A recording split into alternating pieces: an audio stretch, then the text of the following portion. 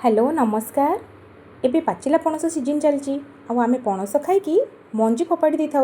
आज चलतु आमे पणस मंजीर गोटे क्रिस्पी बरा बनैबा। से मु सबुतक पणस मंजी को भल भाव धोईकी चोपा छड़े गोटे प्रेसर कुकर यहाँ पानी आउ लुण पकई गोटे हुइसिल आसला जाए सिझे नहीं। पणस मंजी खाइबा देहपाई बहुत ही भल होता है। एथिरे प्रचुर परिमाण में प्रोटीन, फाइबर, आयरन, जिंक आउ मैग्नीशियम थाए। आउ यह स्किन आउ हेयर पाई तो बहुत ही भल होता है। देखंतु आमर पणस मंजी भल भाव सिझी सारी।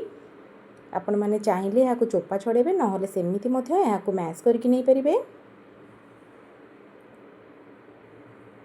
मुझे गोटे पोटाटो मैशर साहाय्य यहाँ रफली मैश कर नहीं।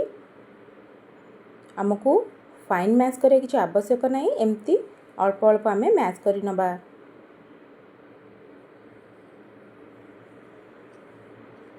पणस मंजी आमर इम्यूनिटी सिस्टम को बहुत स्ट्रॉन्ग करे। यह समस्त को खाइबा उचित। एबे तो सीजन चलची, आपण माने ही रेसिपी को निश्चय बनातु। आम को गोटे बाउल रे रखीदबा। मुझे गोटे कंचा लका को काटिकी देइची एवं गोटे पियाज को काटिकी नहींची। मुझे अदा रसुण को छेचिकी एथिरे पकेइची। आउ स्वाद अनुसार लुण देइची। आउ किछि काश्मीरी लाल मिर्च पाउडर देइची। आउ किछि कटा भृसंग पत्र देइची। आपण माने चाहिए कटा धनिया पत्र मध्य देई परिबे। मुझे 2 चम्मच बेसन देइची। आउ गोटे चम्मच चाउल चूना देइची। चाउल चूना दबा द्वारा आमर बराटी बहुत क्रिस्पी होता है। आपण माने चाहिए कॉर्नफ्लोर मध्य देई पारंती किंबा गोटे चम्मच सूजी मध्य देई पारंती किंबा सेमिति मध्य यहाँ कले बहुत ही टेस्टी लगी थाए। आमे अल्प अल्प पानी दे यहाँ चकटी नबा।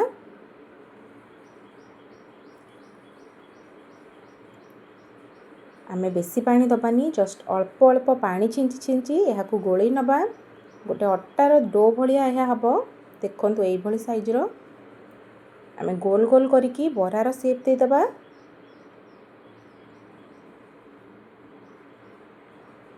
चलतु आमे ये साइजर सबुतक बरा रेडी करदबा।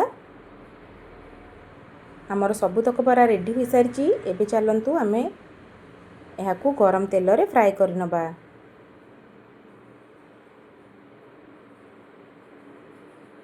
आमर गोटे पट साइड हो गले आम यहाँ आउ गोटे पट साइड रू मध्य फ्राए कर नबा। देखंतु आमर पणस बरा रेडी हो सारानी। एबे आमे यहाँ गोटे प्लेट को काढ़ी नबा। ये रेसिपीटी को आपण घरे निश्चय ट्राई करंतु। देखिबे आपणकर घरे समस्ते ही पसंद करिवे। आउ छणा हो तो प्लेट खाली ही हो जिवो। यह देखिबा को जेते सुंदर, खाइबा को बहुत ही क्रिस्पी होता है। रेसिपीटी भल लगिले लाइक सब्सक्राइब निश्चय करिवे। जय जगन्नाथ।